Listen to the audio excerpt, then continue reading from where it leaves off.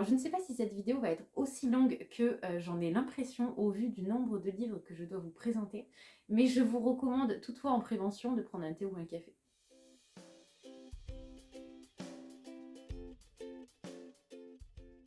Hello tout le monde, j'espère que vous allez bien. Je vous retrouve aujourd'hui pour une nouvelle vidéo sur la chaîne et il s'agira de ma palle pour le printemps. C'est une chose que je fais assez peu, je ne fais pas trop de pales saisonnières. Il arrive fréquemment que je participe à des challenges qui me plaisent.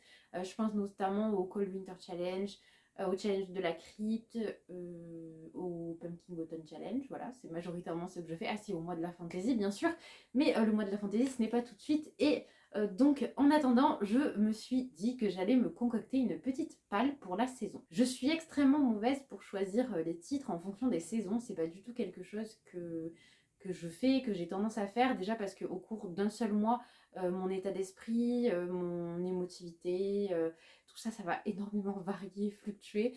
Donc il me faut un peu de tout dans mes palles, des lectures très sombres, des lectures très joyeuses, des lectures très légères, des lectures très réflexives.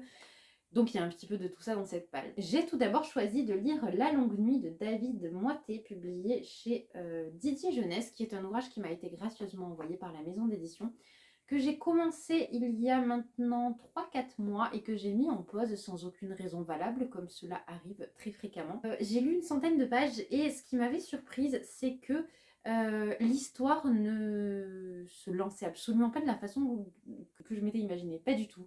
Donc j'ai été complètement déroutée, ça m'a vraiment perdue, mais cela n'a en rien empêché le fait que je passe un bon moment, que j'apprécie l'écriture, que j'apprécie les protagonistes et l'univers mis en place. Je vais vous lire le résumé parce qu'il ne fait peut-être pas partie des livres qu'on voit le plus fréquemment sur les réseaux. Mira a un rêve, devenir la première femme enquêtrice du royaume.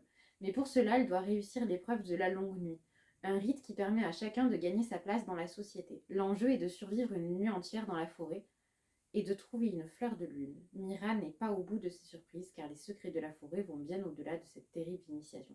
Voilà, donc ce qui m'avait surprise, c'était le fait que j'étais page exactement 82 et que page 82, nous n'étions toujours pas dans la forêt. Voilà, donc ça m'avait grandement surprise compte tenu du résumé. Mais ça n'empêche que je passais un bon moment et que je vais continuer et finir cette lecture. Pour un projet de vidéo qui arrivera théoriquement bientôt, si je me tiens à cette palle, j'ai décidé de lire Et ta vie m'appartiendra de Gaël Lemon, qui est une réécriture de La peau de chagrin de Balzac, que j'ai lu, que j'ai beaucoup apprécié, mais j'imagine que cet ouvrage va beaucoup plus s'attarder sur le côté fantastique, enfin sur la dimension fantastique de La peau de chagrin que sur la dimension philosophique.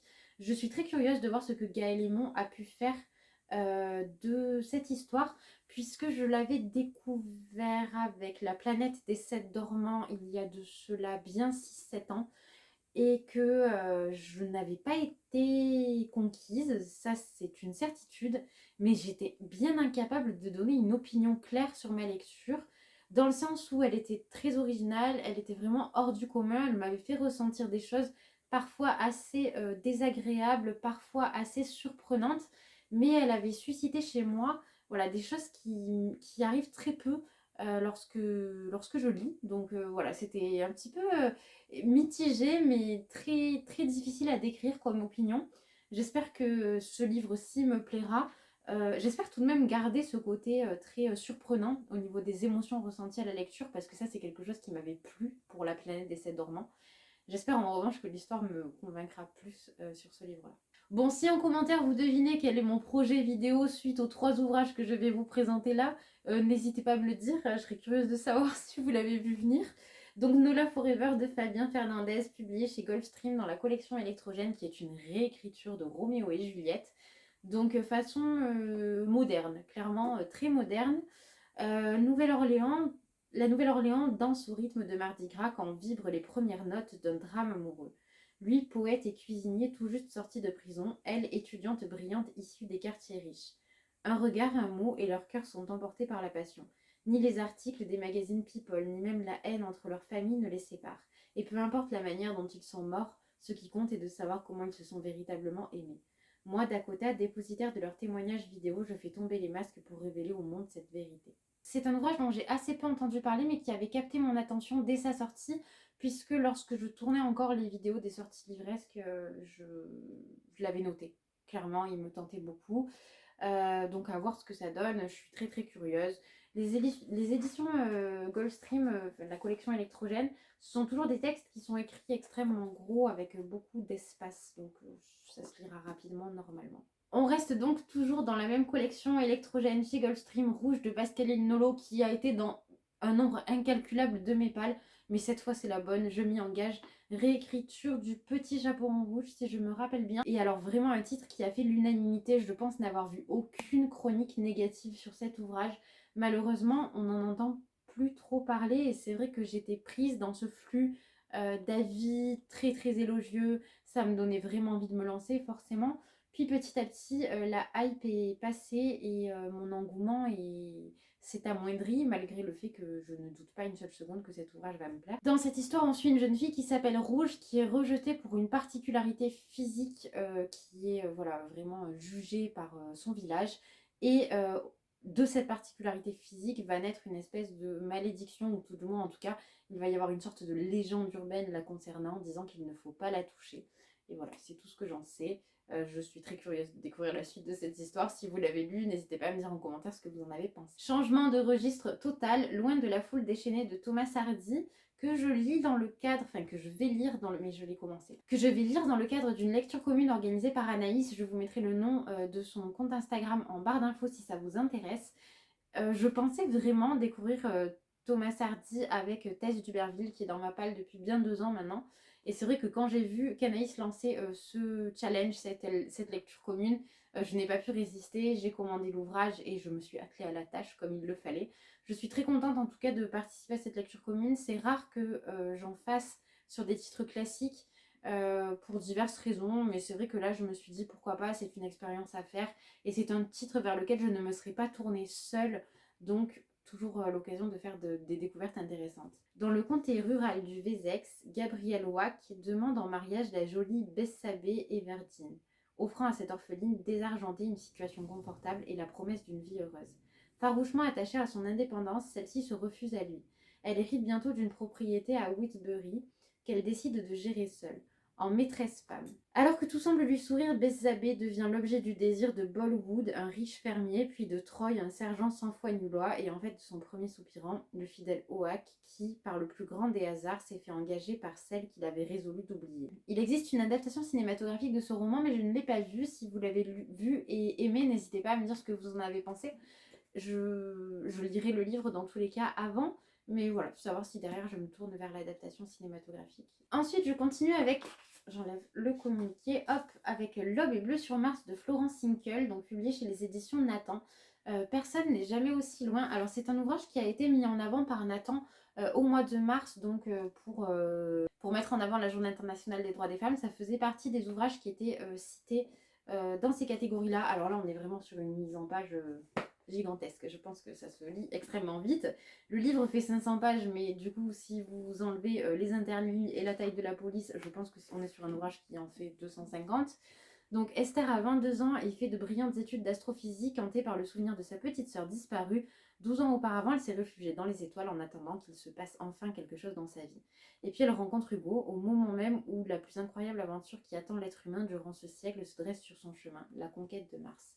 Candidate au premier voyage habité vers la planète rouge, Esther est bien décidée à réaliser son rêve coûte que coûte. Elle ne se doute pas d'à quel point ce rêve va la mener loin. J'aime beaucoup de façon générale le travail de Florence Sinkel, donc ce sera l'occasion de creuser un petit peu plus dans ce qu'elle a pu faire.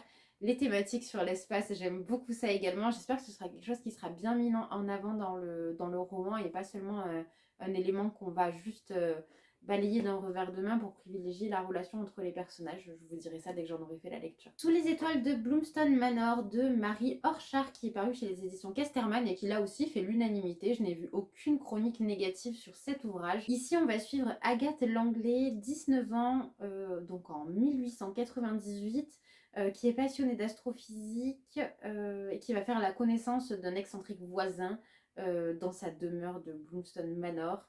Rencontre qui va changer sa vie du tout au tout. Je sais que c'est un livre qui met en avant la condition des femmes de science aussi, et notamment à cette époque-là. Donc je suis très très curieuse. Je trouve que la couverture est extrêmement réussie Alors je n'en étais pas fan au début, j'étais un petit peu sceptique même, je trouvais qu'elle faisait très jeunesse, mais finalement je la trouve très élégante et voilà, je suis vraiment curieuse. Peut-être c'est à force de la voir aussi sur les réseaux et d'entendre des choses positives, voilà, peut-être que ce roman a une aura maintenant pour moi qu'il n'avait pas avant. Mais en tout cas, je suis très curieuse de le découvrir comme tous les livres de cette palle et je ne vais pas arrêter de vous le dire et je m'en excuse par avance. Un autre ouvrage que je dois terminer pour ce printemps, donc Le Pavillon d'or de Yukio Mishima, que j'ai commencé en janvier, me semble-t-il, que j'avais déjà bien commencé à annoter, que j'avais perdu, perdu étant un grand mot puisque je l'avais égaré dans un sac à main en changeant de sac.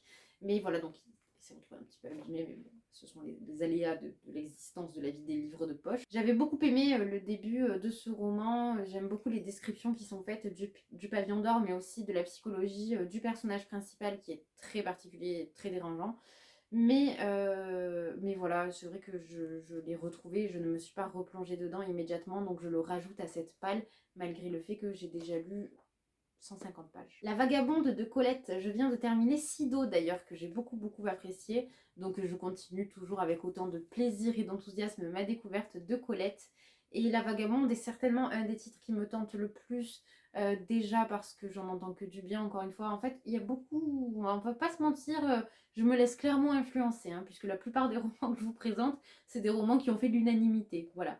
Mais La Vagabonde de Colette, j'ai vu énormément de bons retours dessus. Je ne vais pas rentrer plus dans les détails puisque je vous l'ai présenté dans le dernier book haul paru sur la chaîne. Donc si vous souhaitez en savoir plus, je vous renvoie à cette vidéo ou alors à n'importe quel résumé que vous pouvez trouver en ligne. Colette met toujours en avant des héroïnes fortes, qui s'émancipent, qui sont très autonomes, très indépendantes. C'est quelque chose que j'apprécie beaucoup chez elle. Elle est vraiment pionnière dans ce domaine-là. Donc voilà, encore une fois, grand plaisir de lire Colette. Ensuite, Le désert de l'amour de François Mauriac, qui est dans une édition qui a pris, ma foi, un petit peu cher avec, j'imagine, l'exposition au soleil. Alors, François Mauriac, j'ai lu Thérèse Desquéroux il y a maintenant un peu moins d'un an, je pense, ou un an. C'est un livre que j'avais beaucoup apprécié, que je trouvais très particulier. Alors Mauriac a une plume qui lui est absolument propre. C'est-à-dire que je n'avais jamais vraiment vu ça, j'étais assez surprise. Il y a quelque chose d'assez exigeant dans sa plume, et puis parfois de très simple aussi, et de très sensoriel. C'est très particulier, difficile à décrire. Je pense qu'il faut vraiment en faire l'expérience et tenter de lire ses ouvrages. Le désir de l'amour, je ne sais pas de quoi ça parle, on va lire le résumé ensemble. Un soir, dans un bar à jazz de la rue Dufaux, Raymond Courrèges retrouve par hasard Maria Cross, une femme entretenue à laquelle, adolescent, il a témoigné une passion ardente et maladroite. Elle l'a repoussé. 17 ans plus tard, ce célibataire livré à une vie d'ennui et de plaisir facile songe encore à prendre sa revanche sur l'humiliation. Mais dans les souvenirs de Raymond que le visage de Maria fait ressurgir, nous découvrons bientôt d'autres ombres, d'autres blessures, telles la rivalité équivoque, presque contre nature, d'un père et d'un fils pour l'amour d'une même femme. Alors je pense que comme Thérèse Desquéroux, ça va être un ouvrage assez introspectif dans lequel on va beaucoup analyser les relations entre les personnages et essayer de comprendre pourquoi ils agissent de telle façon. Donc voilà, ce sont des choses que j'aime beaucoup. Je pense que j'aimerais aussi Le désir de l'amour. 10h30 du soir en été de Marguerite Duras. Alors Marguerite Duras, c'est comme Colette, comme Annie Ernaux. D'ailleurs, j'ai un ouvrage d'Annie Ernaux à vous présenter juste après. Toujours dans ma palle, quelles que soient les palles que je présente, il y a toujours un livre de Duras, un livre de Colette ou un livre d'Annie Ernaux, ou les trois d'ailleurs, comme c'est le cas ici. Et 10h30 du soir en été me tente beaucoup. Je l'ai acheté il y a de cela 3-4 mois peut-être, et c'est vrai que c'est un petit texte de Marguerite Duras. Initialement, je voulais me lancer dans le vice-consul, mais j'ai extrêmement peur. Je me souviens vraiment de la technicité et de l'exigence que c'était quand j'ai commencé à le lire, un petit peu dans la même veine que Le ravissement de Lolvestein. Et c'est vrai que j'ai pas forcément envie de ça en ce moment, alors peut-être que je vais changer d'avis et qu'en cours de route, je basculerai, je prendrai le vice-consul à la place de 10h30 du soir en été. Mais j'avais plutôt envie de retrouver quelque chose qui sonnait comme Moderato Cantabile. Et c'est vrai que le résumé me donnait cette impression-là. Alors après, ai-je tort, ai-je raison, ça, la lecture me le dira. Mais en tout cas, il y avait des choses qui me semblaient assez similaires dans les deux titres, et c'est pour ça que j'ai choisi celui-ci. Et donc le livre d'Annie Ernaux que j'ai choisi, Les armoires vides, donc toujours des romans plus ou moins autobiographique avec cette dimension sociologique chez Annie Ernaux. Je viens de terminer Hôtel Casanova que j'ai beaucoup aimé, qui était vraiment... donc ce sont les folios 2 €, donc un regroupement de petits textes dans lequel on trouvait vraiment de tout, mais il y avait des portraits notamment que j'ai trouvé saisissants. Pour ceux qui ont lu le portrait de l'homme de la poste dans Hôtel Casanova d'Annie Ernaux, moi j'ai trouvé ça incroyable, je l'ai trouvé d'une puissance. Ça m'a vraiment fait quelque chose. Donc vraiment, si vous souhaitez en discuter, que vous l'avez lu, que ça vous a fait le même effet, n'hésitez pas à me le dire en commentaire. Mais donc voilà, mon prochain ouvrage d'Annie Ernaux, ce sera Les armoires vides. Je ne sais pas de quoi il parle exactement. Je ne sais pas à quelle période de la vie de l'autrice il se réfère, ni ce qui va être majoritairement mis en avant. Mais en tout cas, ce sera ma prochaine lecture d'Annie Ernaux. Un nouveau grand écart des genres avec La vie invisible d'Adi Larue, publié chez Lumen. Ce livre, je peux vous en faire le résumé pour l'avoir entendu des milliers de fois, je pense, puisqu'il est absolument partout. Donc, dans La vie invisible d'Adi Larue, on suit Adi Larue, qui est donc une jeune fille qui, pour échapper à un mariage forcé, va accepter un espèce de pacte avec un démon ou un diable. Et le paiement de ce pacte, enfin de cette possibilité de fuir le mariage forcé, va être que Adi est invisible, non, elle n'est pas invisible. Adi est oubliée par les personnes qui la rencontrent, donc personne ne se rappelle jamais d'elle. Elle est effacée de la mémoire des personnes qu'elle rencontre, donc elle ne peut pas tisser de lien avec eux. Et je pense que dans la mesure où il me semble quand même qu'elle traverse vraiment des temps extrêmement longs et que sa vie est extrêmement longue. Alors je ne sais pas si elle est immortelle ou... Oui, c'est ça. Donc en fait elle obtient la possibilité, le droit de vivre éternellement. Mais en échange, personne ne pourra jamais plus se rappeler ni de son nom ni de son visage. Alors j'aime beaucoup l'idée de départ. Hein. Je trouve que c'est vraiment très intéressant. L'ouvrage fait 700 pages. Il a été un petit peu critiqué pour cette raison. Mais c'est la critique que font beaucoup de gens aux ouvrages de Vie Schwab. C'est qu'ils sont très longs et parfois... ça ne se justifie pas vraiment. Alors je n'ai jamais lu d'ouvrage de cette autrice, donc je n'ai pas d'opinion pour l'instant, mais je vais découvrir sa plume avec La vie invisible d'Adi Larue dans cette magnifique édition qui a été proposée par les éditions Lumen. Et il est vraiment très très joli. Hein. Il est très lourd aussi, je pense qu'à lire ça va être quelque chose. Si vous l'avez lu, n'hésitez pas à me donner vos avis en commentaire, mais quasiment tout ce que j'ai vu voilà, parlait vraiment d'une histoire prenante, touchante. Il y a vraiment des personnes qui ont été complètement happées par ce roman et apparemment il laisse des traces. L'Empire des femmes de Cassandre Lambert, alors je crois que c'est un tome 1. Oui, c'est un tome 1, c'est ça. Donc à Sapientia, les règles sont claires. Les femmes dirigent et les hommes servent. Le grand tournoi annuel de gladiateurs approche. Toutes les jeunes filles attendent l'événement avec impatience, toutes sauf Adonna que l'enjeu terrifie. Il faut y choisir son favori.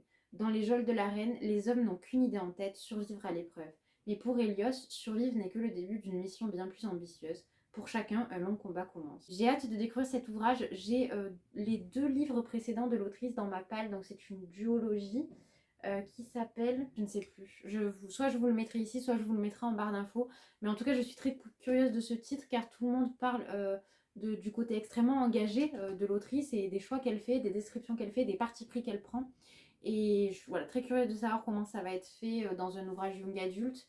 J'aime beaucoup que cette thématique soit abordée en jeunesse parce que c'est des thématiques fortes, importantes. Et c'est important aussi que les jeunes lecteurs rencontrent ce type de réflexion jeunes dans leur première lecture et dans leur lecture d'adolescence. Ensuite, on continue avec l'un des livres qui, je pense, est dans ma palle depuis le plus longtemps. Alors, je vais vous dire exactement de quand il date, puisque je l'avais fait dédicacer. Ah, je n'ai pas la date. Alors, c'était à Livre Paris, c'est sûr. Ça devait être en 2017, je pense. Donc, Earthless de Marissa Meyer, qui est une réécriture d'Alice au Pays des Merveilles. Voilà, donc on rejoint un petit peu cette thématique des réécritures. Je ne vous donne aucun indice sur une des vidéos à venir. De Marissa Meyer, j'ai lu toutes les chroniques lunaires, donc les 5 tomes. J'avais passé un bon moment. Après, c'est une lecture qui remonte quand même maintenant et je me demande comment je la relirai aujourd'hui. Peut-être que j'en referai la lecture. Dans cette adaptation, donc la reine de cœur n'a pas toujours été la terrible souveraine d'Alice au Pays des Merveilles. Avant d'être couronnée, elle s'appelait Catherine et rêvait de devenir la plus grande pâtissière du royaume. Mais le sort a décidé de lui jouer un vilain tour. Le roi de cœur veut absolument l'épouser et les parents de Catherine, très ambitieux, placent de gros espoirs en cette union. Catherine, elle, veut vivre librement et aimer celui qui fait battre son cœur, Badin, le bouffon du roi. Malheureusement, au pays des merveilles où s'entrechoquent magie, folie et monstres, les contes n'ont pas tous une fin heureuse. Comme pour les chroniques lunaires qui avaient repris Cendrillon, Le Petit Chaperon Rouge, Réponse, Blanche-Neige et Maléfique. Ursula, c'est encore une réécriture et reprend donc Alice au Pays des Merveilles. J'entends beaucoup de bons retours sur ce livre actuellement, alors que vraiment on n'en entendait plus parler depuis bien 2-3 ans. Je le voyais plus nulle part et je crois que c'est TikTok qui a relancé l'engouement autour de ce titre. Moi, je me suis simplement dit qu'il fallait que je sorte de ma palle. Je consomme assez peu de livres TikTok, même si très prochainement je vous parlerai de livres TikTok pour diverses raisons. Mais voilà, j'avais envie de le lire maintenant. C'est un livre publié chez PKJ, donc pareil, on est toujours sur des formats extrêmement confortables en matière de lecture, avec des grands espaces, des grands caractères. Donc ce sera lu rapidement. La confusion des sentiments de Stefan Zweig, un livre que j'avais déjà mis dans une de mes pales. C'est toujours comme ça, de toute façon, j'ai l'impression. C'est les mêmes titres qui reviennent régulièrement. Là, pour le coup, j'ai acheté un petit chariot dans lequel je peux glisser ma palle, donc je n'ai aucune raison pour aller chercher ailleurs dans mes bibliothèques ce que je dois lire. Au soir de sa vie, un vieux professeur se souvient de l'aventure qui, plus que les honneurs et la réussite de sa carrière, a marqué sa vie. À 19 ans, il a été fasciné par la personnalité d'un de ses maîtres, l'admiration et la recherche inconsciente d'un père font alors naître en lui un sentiment mêlé d'idolâtrie, de soumission et d'un amour presque morbide. Ça a l'air super intéressant, et puis la plupart des livres de Zweig sont extrêmement courts. Là, on a 125 pages, donc pareil, théoriquement, ce sera lu rapidement. Je vous dis seulement 2 choses, que les livres me tentent et qu'ils seront lus rapidement. Il me reste 3 livres à vous présenter. Enchantment of Raven de Margaret Rogerson, qui, il me semble, est le premier ouvrage de l'autrice, si je ne me trompe pas. Alors ce livre, j'entends de tout dessus, notamment parce que c'est vrai que le scénario de départ fait pas mal penser au premier tome d'un palais des... Enfin, à Cotard, donc de Sarah Gimas. Et je comprends, puisqu'en fait dans cette histoire on suit une jeune fille qui est une artiste et qui un jour va reproduire un immortel avec une émotion humaine dans le regard, et pour la punir, cet immortel qui est un faé va l'emmener dans son royaume. Donc c'est vrai que ça ressemble un petit peu à Cotard, on va pas se mentir. Mais très envie de savoir ce que Margaret Rogerson fait de cette histoire, parce que Sorcery of Thorns avait été une bonne lecture, que j'ai Vespertine dans ma palle, et que voilà, je suis curieuse de savoir ce qu'elle a pu faire. À savoir que c'est un premier roman, donc je pense qu'il faut être aussi peut-être un peu plus indulgent envers les auteurs. Je pense que je le verrai peut-être différemment de Sorcery of Thorns par exemple, mais franchement très très beau aussi, hein, vraiment très bel ouvrage. Là aussi on en entend pas mal parler actuellement, on en entendait pas mal parler à sa sortie. Bref, ça fait partie de ces livres qui sont très très mis en avant sur les réseaux sociaux. Et donc je me suis laissée influencer. Et là on est vraiment sur le livre influencé complètement par les réseaux sociaux. Le Pont des Tempêtes de Daniel L. Jensen. Je m'étais juré de ne pas craquer, parce que tout le monde disait que c'était bien plus une romance qu'une fantaisie. Et puis les avis élogieux, très élogieux, ont commencé à tomber les uns après les autres. Et évidemment, ma volonté a failli en même temps que les avis se sont multipliés. Donc voilà, bon, très rapidement, parce que je pense que vous l'avez vu passer un peu partout, puisque voilà, cet ouvrage a la réputation d'être absolument sublime, ce qui est vrai. Brajlon a fait un travail éditorial assez impressionnant sur ce titre. Donc on est dans un ouvrage de fantaisie. Alors, entraînée aux arts de la guerre, de l'espionnage et de la séduction, Lara est l'arme secrète de son père, le roi de Maridrina. 2 certitudes guident ses pas. Le roi Arène d'Itikana est son ennemi juré, et c'est à elle qu'il revient de le mettre à genoux. Dans ce monde ravagé par des tempêtes sauvages, le pont qui parcourt Itikana est la seule voie commerciale, et Itikana abuse de ce pouvoir pour s'enrichir aux dépens de ses voisins excensieux. Mais alors qu'elle apprend à connaître ce lieu dangereux et envoûtant, un Éden luxuriant cerné par des mers tumultueuses ainsi que l'homme qui le gouverne, elle remet en question tout ce qu'elle pensait savoir. Lara va devoir choisir son propre destin. Sera-t-elle une tueuse de roi ou la sauveuse d'un peuple? Voilà, je pense que je vous ai tout dit. Je reviendrai pour vous donner mon avis, mais je pense que, alors là, vous en avez à foison des avis sur ce titre. Et enfin, je vais clore cette palle avec De l'une et de sang de Erin Beatty, je pense que ça se prononce, publié chez Lumen. Alors c'est un titre qui me tentait. Alors Erin Beatty, je crois que c'est l'autrice de La couleur du mensonge, donc la duologie qui est parue également chez Lumen il y a quelques années. Ce qui me plaisait, c'était le côté thriller young adult, parce que voilà, je n'ai toujours pas quitté cette veine là. J'aime bien lire des titres dans ce registre là, mais il y a un petit côté fantastique aussi, donc j'étais assez tentée. J'ai vu de tout aussi sur ce livre, hein. Oulala, des choses très positives, des choses très négatives, donc je ne sais pas du tout à quoi m'attendre. On verra bien. En tout cas, voilà, évidemment, il a eu une mise en lumière assez importante sur les réseaux également. Et comme je vous le dis, en ce moment, je suis un mouton, je suis extrêmement influençable et j'ai envie de lire tous les livres que tout le monde lit pour me faire mon avis déjà et aussi parce que ça me tente en fait, tout simplement. Je ne vous lirai pas le résumé de ce titre-là simplement parce que les résumés chez Lumen sont beaucoup trop longs et je trouve qu'ils dévoilent beaucoup trop d'histoires aussi. Mais voilà, non, théoriquement, ce sera ma dernière lecture du printemps. On a enfin terminé, j'espère que cette vidéo vous a plu, que ce n'était pas trop long parce que je vous ai quand même présenté pas mal de titres. Comme d'habitude, si vous avez lu certains de ces livres que vous envisagez de les lire, n'hésitez pas à me laisser un commentaire pour qu'on en discute. Voilà, peut-être que ça me motivera à les sortir plus rapidement. De toute façon, c'est toujours la même rengaine, ça se passe toujours de la même façon. Je pense que tout le monde s'influence et je suis la première à être influencée. Donc si la vidéo vous a plu, n'hésitez pas à laisser un petit pouce en l'air, ça me fera très plaisir. Et d'ici la prochaine vidéo, je vous souhaite une très bonne journée ou une très bonne soirée. Je vous dis à bientôt.